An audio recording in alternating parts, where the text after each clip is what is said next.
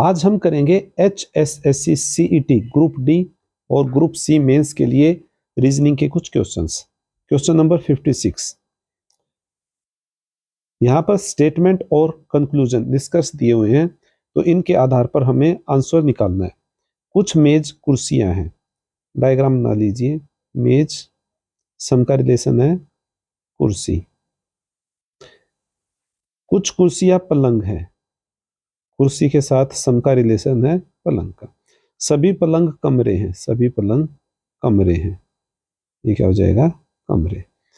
अब conclusion check करते हैं। कुछ कमरे मेज हैं, कमरे और मेज का कोई रिलेशन नहीं है, तो ये ऑप्शन कट हो जाएगा। कुछ कमरे कुर्सियां हैं, कमरे और कुर्सी का सम का रिलेशन है, ये बिल्कुल सही रहेगा।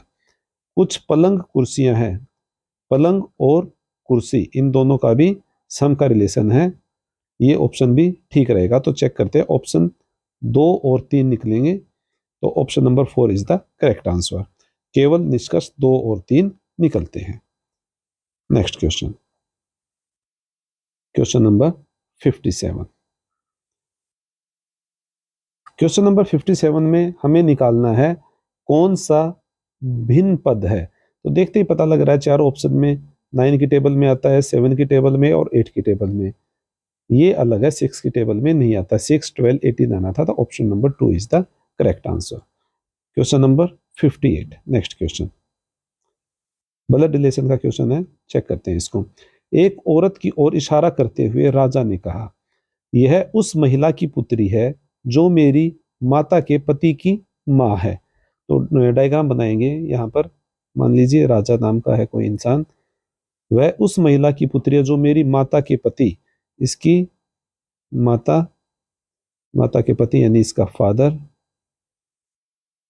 पति की माँ और इसकी पुत्री, यहां पर आ जाएगा ये वो महिला। ये औरत हो गई और ये हो गया राजा। अब हमें क्या निकालना है, राजा का औरत कैसे क्या संबंध है। तो राजा और औरत आपस में बुआ भतीजा, तो यहां पर देखिए बुआ दिया हुआ है, option 2 is the correct answer. Next question, question number 59। Question number 59 में हमें कुछ कूट दिए हुए हैं, लेटर और उनका कोड दिया हुआ है। तो चेक कीजिए यहाँ पर, जैसे EXP इन सब का कोड नीचे लिखा हुआ है, T तक ही लिखा हुआ है। हमें निकालना है EMRS का कोड। तो E का 1 है, M का 7 है, R का 9 है और S का 3 है, 1793। Option number 2 is the correct answer. Next question, next question में हमें दिया हुआ है, एक बस चालक P से Q स्थान तक 5 अलग अलग रूट के बारे में जानता है। P से Q कितने रूट हो गए, 5। P से Q 5, Q से R तक 3, Q से R तक 3 रूट, तथा R से S तक 2 अलग अलग रूट, R से S तक 2 अलग अलग रूट। तो वह P से S तक, P से S तक टोटल कितने रूट के बारे में जानता है।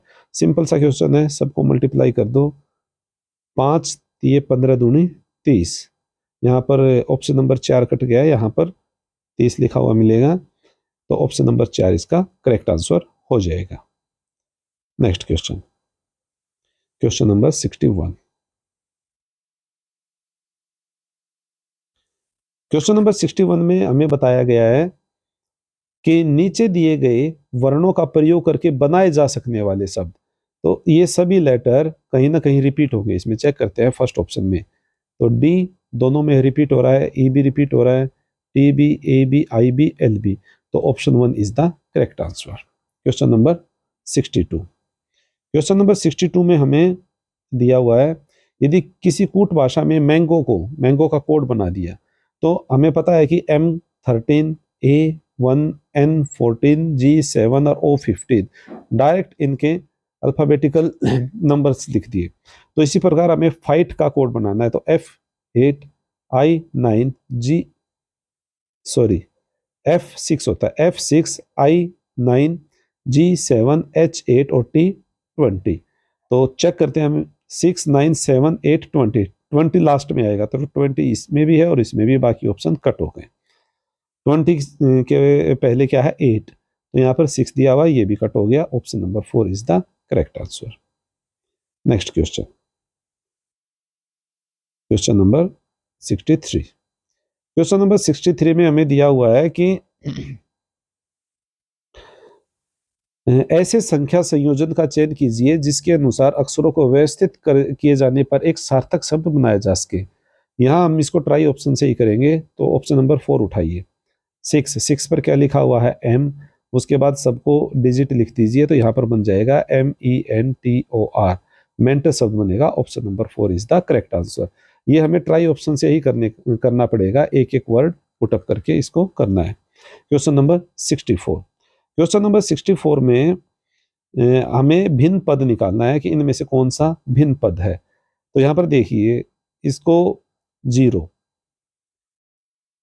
ZERO, Z26 पर, E5 पर, R18 पर और O15 पर, लेकिन इसमें इस प्रकार से कोई लॉजिक नहीं लग रहा है, ना कुछ प्लस माइनस करके ना कुछ और। तो इसमें हमें वोवल्स प्लस कॉन्सोनेंट का लगाना पड़ेगा कंसेप्ट। फर्स्ट में 2 वावल है 2 कॉन्सोनेंट है, सेकंड में भी, थर्ड में भी, लेकिन ऑप्शन 4 में 1 वावल है 1 कॉन्सोनेंट है, तो ये इससे भिन्न हो गया। Option 4 is the correct answer.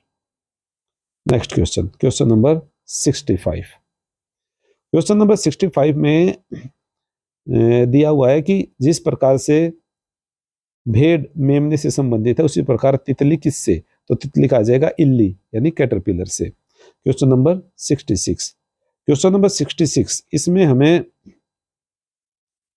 निकालना है कि नीचे 2 पद दिए गए हैं और इन्हीं से कंसर्न पद हमें ढूंढना है। तो जैसे A 1 पर आता है, B 2 पर, C 3 पर और D 4 पर। इसी प्रकार G 7 पर, ये नहीं होगा। W 23 पर, ये भी नहीं होगा। P 16 पर, हाँ इसको चेक करते हैं। Q 17, R 18 और S 19, बिल्कुल सही नंबरिंग लिखा हुआ है, तो option 3 is the correct answer. Next question, question number 67। Question number 67 ये आ गया सीटिंग अरेंजमेंट का क्वेश्चन। चेक करते हैं इसको। 5 व्यक्ति एक पंक्ति में उत्तर दिशा की ओर मुंह करके बैठे हुए हैं। बना लीजिए एक नंबर लाइन। यहाँ पर हमेशा लेफ्ट साइड होती है और ये होता है इसका नंबर लाइन का राइट साइड। सुनीता पंकज के एकदम दाईं ओर बैठी है। यहाँ पर बना दिया पंकज, और पंकज के दाईं ओर, एकदम दाईं ओर सुनीता। तो ये जो लेफ्ट होता है हम इसको बायां कहते हैं, और राइट होती है इसको हम हिंदी में दाया कहते हैं।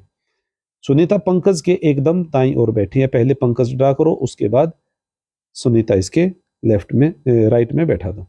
नेक्स्ट, कमल राजा के साथ बैठा है। कमल राजा के साथ बैठा है, जो बिल्कुल बाईं छोर पर बैठा है।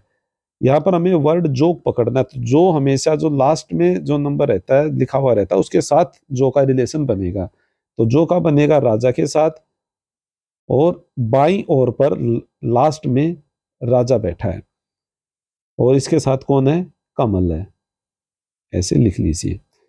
तथा तारा कमल के साथ नहीं बैठी।